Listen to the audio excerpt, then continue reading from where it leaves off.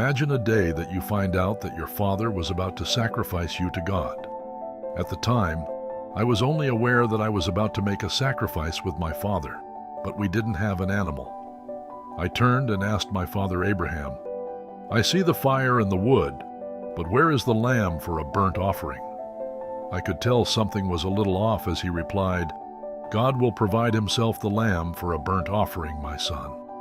I thought to myself, that's a little odd. But then it clicked. I was the sacrifice. Me, his only son. I know God said to do it, but I'm so young, why me? This was just one of many challenges I faced in my life, but why would God want my father to sacrifice his only heir? To find out, let's travel back to when I, Isaac, was a living miracle baby born to a 100-year-old man. My story starts with an amazing miracle from Adonai. My mother conceived and bore my father a son at 100 years old, exactly 1 year later, like God had said to him. My father called me Isaac, meaning laughter, because even in the midst of her pain from birth, my mother said, "God has given me good reason to laugh. Now everyone who hears about it will laugh with me." Who would have said to Abraham that I would nurse children? Nevertheless, I have borne him a son in his old age. And 8 days later, my father circumcised me, sealing a covenant between God and I, just as God had ordered him to do, showing his absolute faith, which is what I'll be learning soon. As I grew and was weaned, my father Abraham gave a great banquet on the day that I was weaned. But even during this joyous occasion, as I was playing by myself, my half-brother Ishmael started making fun of me, but my mother, ever watchful, saw it and ran to my father saying, "Throw this slave girl out, and her son. I will not have this slave girl's son as your heir, along with my son Isaac." My father became very distressed over this matter of Ishmael, and went to sit in his tent by himself to think, but the hot sun didn't make it any better. But then God said to Abraham, "Don't be distressed because of the boy and your slave girl. Listen to everything Sarah says to you, because it is your descendants through Isaac who will be counted. But I will also make a nation from the son of the slave girl, since he is descended from you." Decades passed, and after these events, and as my father was enjoying the breeze of a cool summer day, Adonai said something to my father that would shake him to his very core. After they had finished speaking, my father sat silently in his tent, staring off into space, with nothing on his mind except what he heard, but with a heavy heart. My father got up early the next morning, saddled his donkey, and asked me to come along with him for a walk along with 2 of his young men. On the way, we made a stop, and he cut some wood for the burnt offering and had me carry it as we continued toward the place God had told him about. On the 3rd day, we raised our eyes and we saw the place in the distance, a huge mountain covered in grass, as far as I could see. Fighting back tears, my father said to his young men, "Stay here with the donkey. I and the boy will go there, worship, and return to you." By this point, I knew we were making a sacrifice to God, but I didn't see an animal for it. Being confused, I said, "My father?" He answered, "Here I am, my son." I said, "I see the fire and the wood, but where is the lamb for a burnt offering?" But as I finished, I could see something was bothering him as he said, "God will provide himself the lamb for a burnt offering, my son." And we both went on together. But as we were making it further up the mountain, it hit me that I was the sacrifice, because it was custom in the land of Canaan to sacrifice children. Not a word was spoken the whole way up. The only thing that could be heard was the grass under our feet as we walked, and finally we reached the place Adonai had told my father about. A while went by, and after my father built the altar and set the wood in order, I broke the silence and said to my father, "Father, I am a vigorous young man, and you are old. I fear that when I see the slaughtering knife in your hind, I will instinctively jerk and possibly injure you. Therefore, bind me well, so that at the final moment I will not be deficient in filial honor and respect, and thereby not fulfill the commandment properly." You see, what Adonai said to my father earlier was this: "Take your son, your only son, whom you love, Isaac, and Go to the land of Moriah. There you are to offer him as a burnt offering on a mountain that I will point out to you." After I said that to my father, he bound me up and laid me on the wood on top of the altar. My father began to cry uncontrollably, the tears falling from his face onto mine. And with trembling hands, he took out the knife to kill me. Time seemed to slow down. As I felt the cold metal touch my throat, as closed my eyes, I felt his left hand on my head. And just about the time that he was about to slit my throat with his right hand, an angel of Adonai called to him out of heaven, "Abraham, Abraham." He answered, "Here I am." He said, "Don't lay your hand on the boy. Don't do anything to him. For now I know that you are a man who fears God, because you have not withheld your son, your only son, from me." My father heard a noise behind him. He raised his eyes and looked, and there was a ram caught in the bushes by its horns. Overwhelmed with relief, my father Abraham unbound me from the ropes and placed me aside and went and took the ram and offered it up as a burnt offering in place of me. Abraham called the place Adonai Yireh. Adonai will see to it. Adonai provides. As it is said to this day, on the mountain Adonai is seen. After he sacrificed the ram, my father was still crying, but this time with tears of joy. Then the angel of Adonai called to my father a second time out of heaven and said, "I have sworn by myself, says Adonai, that because you have done this, because you haven't withheld your son, your only son, I will most certainly bless you, and I will most certainly increase your descendants to as many as there are stars in the sky or grains of sand on the seashore. Your descendants will possess the cities of their enemies, and by your descendants all the nations of the earth will be blessed, because you obeyed my order." This encounter with Adonai was one of the first miracles I've ever seen from him. I still think about it to this day. Adonai really is the God of life. Following the encounter with Adonai, we returned to the young men waiting for us, and we all got up and went together to Be'er Sheva, a nice place filled with grass and trees, and we settled there. But unfortunately, with all good things, they must have come to an end, because not long after, my mother Sarah lived to be 127 years old and died in Kiryat Arba, also known as Hebron, in the land of Canaan. As a result, my father mourned her and wept for her for many months. But in the midst of his grief, he got up from his dead one and bargained with the sons of Het for land to bury her in. And after a while they agreed, and soon after he returned, and he buried her in a cave of Hebron. And I, her only son, mourned uncontrollably for her for a long, long time. And because of that heartache, my father, being the amazing person he has, sent his servant to go search for a wife for me. He was gone for days, but suddenly, as I was walking down the road in the Negev, kicking a rock as I went, I looked up and saw camels approaching. On one of them a gorgeous lady was riding, and she too looked up. And when she saw me, she quickly dismounted the camel, and she said to the servant, "Who is this man walking in the field to meet us?"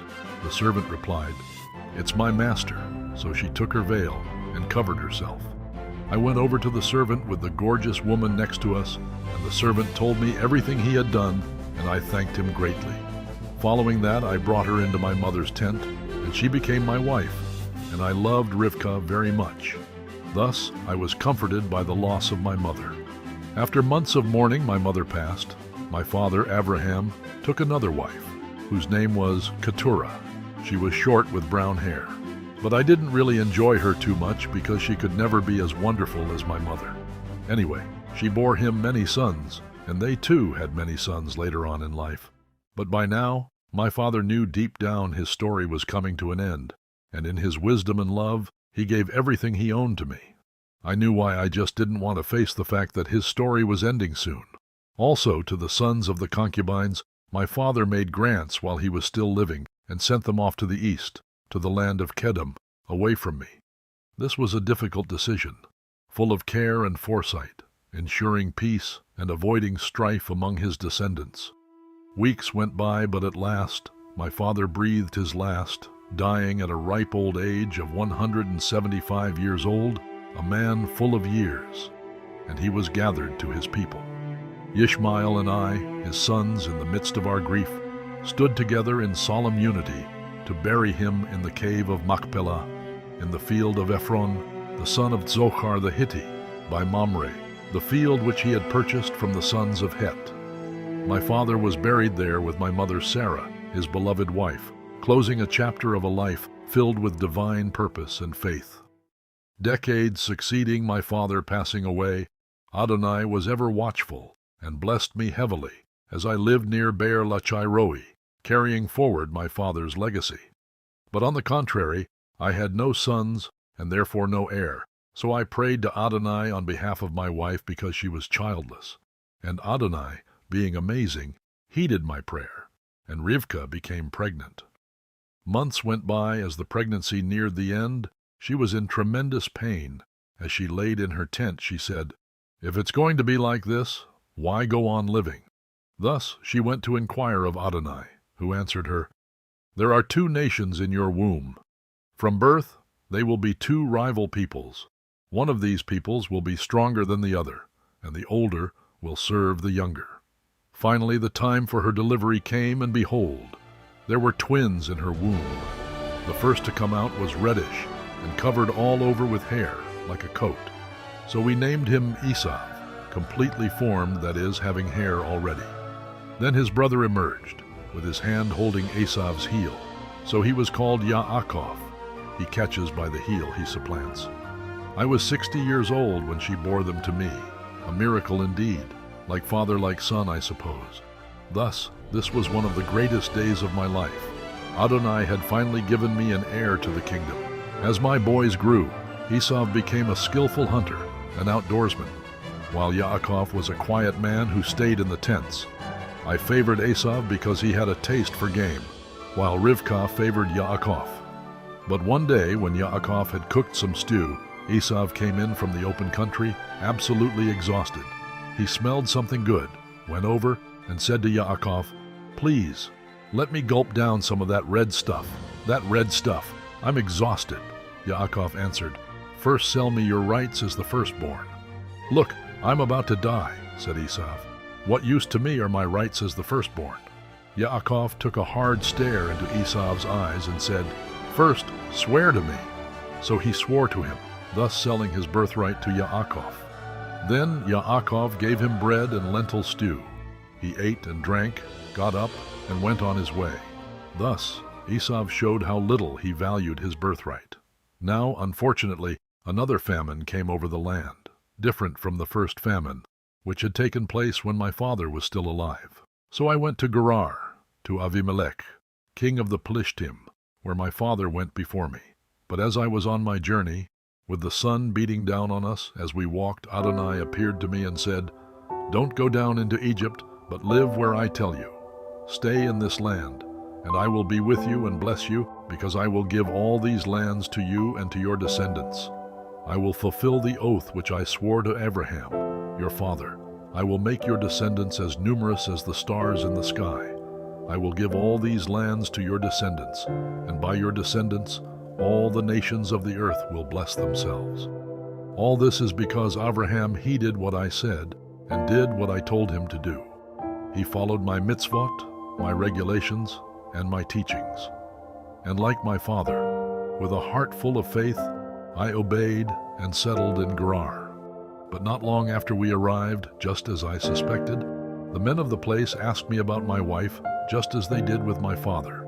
And out of fear I said, "She is my sister," because I was afraid and thought, if I tell them she's my wife, they might kill me in order to take Rivka. After all, she is a beautiful woman.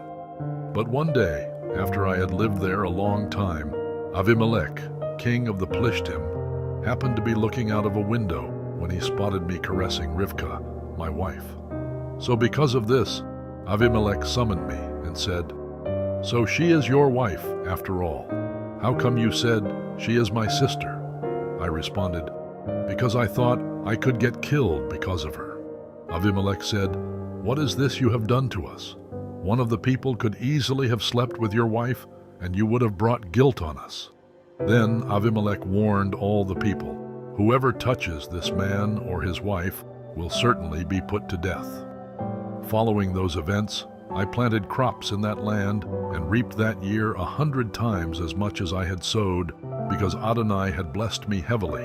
Thus I became very rich and prospered more and more until I had become very wealthy indeed. I had everything: flocks, cattle, and a large household, so much so that the Plishtim envied me. However, because they envied me and had a lack of respect for God, they broke the covenant between the king and my father. They stopped up and filled with dirt all the wells my father's servants had dug during his lifetime.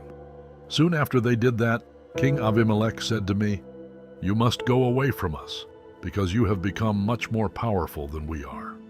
So with a heart full of faith in Adonai, I left and set up camp in Vadi Grar and lived there. I reopened the wells that had been dug during the lifetime of my father, the ones the Pelishtim had stopped up after he died, and called them by the names my father had used for them. My servants dug in the Vadi and uncovered a spring of running water. But the herdsmen of Gerar quarreled with my herdsmen, claiming, "That water is ours." So I called the well Esek Quarrel, because they quarreled with him. They dug another well and quarreled over that one too. So I called that one Sitna Enmity. I went away from there and dug another well, and over that one we didn't quarrel. So I called it Rechavot, wide open spaces, and said, "Because now Adonai has made room for us, and we will be productive in the land." So from there I went up to Beer Sheva, and Adonai appeared to me that same night and said, "I am the God of Abraham, your father. Don't be afraid, because I am with you. I will bless you and increase your descendants for the sake of my servant Abraham." There I built an altar and called on the name of Adonai. I also pitched my tent there, and there my servants dug a well. Later on, Avimelech came to visit me again from Gerar, but this time with his friend Achuzat and Pikol, the commander of his army, to where I was staying. When they arrived, I was annoyed, and I questioned them, asking, "Why have you come to me, even though you were unfriendly to me and sent me away?" They answered, "We saw very clearly that Adonai has been with you." So we said, "Let there be an oath between us. Let's make a pact between ourselves and you that you will not harm us, just as we have not caused you offense, but have done you nothing but good, and sent you on your way in peace. Now you are blessed by Adonai." I agreed, and with a big heart I prepared a banquet for them, and they ate and drank. The next morning they got up early and swore to each other. Then I sent them on their way, and they left him peacefully. Fortunately, that very day my servants also came with great news and told me about the well they had dug. "We have found water." So he called it Shiva, Oath 7, and for this reason the name of the city is Beer Sheva, Well of Seven, Well of an Oath, to this day. Following that, when Esau turned 40 years old, he took as wives Yehudit, the daughter of Beeri the Hittite, and Basmat, the daughter of Elon the Hittite. But they became a cause for embitterment of spirit to his mother and I. In the course of time, I had grown old and my eyes dimmed, so much to where I couldn't see. As I lay in my bed in my tent, unable to move much, I called Esau, my older son, and said to him, "My son?" And kneeling down next to me, he answered, "Here I am." I stated, "Look, I'm old now. I don't know when I will die. Therefore, please take your hunting gear, your quiver of arrows and your bow. Go out in the country and get me some game. Make it tasty, the way I like it, and bring it to me to eat. Then I will bless you as firstborn before I die." Little did I know that these next events would change my family for the worst forever. But my wife, Rivkah, being a little mischievous, was also listening from her tent when I spoke to Esau. So when Esau went out to the country to hunt for game, she said to her son Yaakov, "Listen, I heard your father telling Esau your brother, 'Bring me game, and make it tasty, so I can eat it. Then I will give you my blessing in the presence of Adonai before my death. Now pay attention to me, my son, and do what I tell you. Go to the flock and bring me back 2 choice kids. I will make it tasty for your father, the way he likes it, and you will bring it to your father to eat, so that he will give his blessing to you before his death. But Yaakov was hesitant but smart, and answered his mother, "Look, Esau is hairy, but I have smooth skin. Suppose my father touches me. He'll know I'm trying to trick him, and I'll bring a curse on myself, not a blessing." So his mother said, "Let your curse be on me. Just listen to me, and go get me the kids." So he went, got them, and brought them to his mother. And his mother prepared them in the tasty way his father loved. Next, Rivkah took Esau her older son's best clothes, which she had with her in the house, and put them on Yaakov her younger son. And she put the skins of the goats on his hands and on the smooth parts of his neck. Then she gave the tasty food and the bread she had prepared to her son Yaakov. Then I had the tent door flap open, and I heard a voice say to me, saying, "My father?" I replied, "Here I am. Who are you, my son?" Yaakov said to me, "I am Esau, your firstborn. I've done what you asked me to do. Get up now, sit down, eat the game, and then give me your blessing." A bit confused, I said to him, "How did you find it so quickly, my son?" He answered, "Adonai, your God, made it happen that way."